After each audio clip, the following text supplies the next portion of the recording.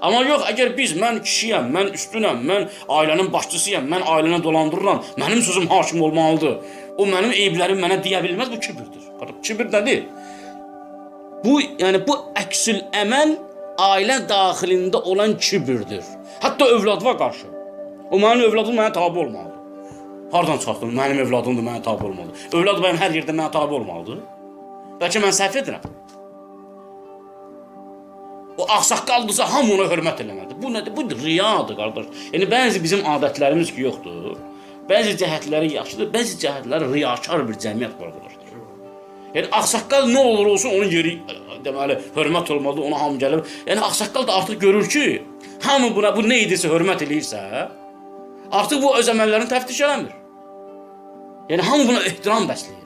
Səbəbsiz olaraq ehtiram bəsləyir. Yəni İslamda səbəbsiz bir ehtiram yoxdur. Allah Rəsulü heç vaxt ehtiram qəbul etmirdi. Heç kəsdən.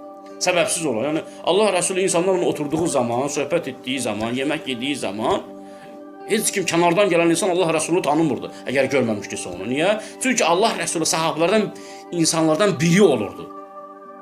Yəni onların rəhbəri yox, öncülü yox, başçısı yox, onlardan biri hesab olunurdu. İstər səfərdə olsun, istər yemək əsnasında olsun, istər ibadətdə olsun.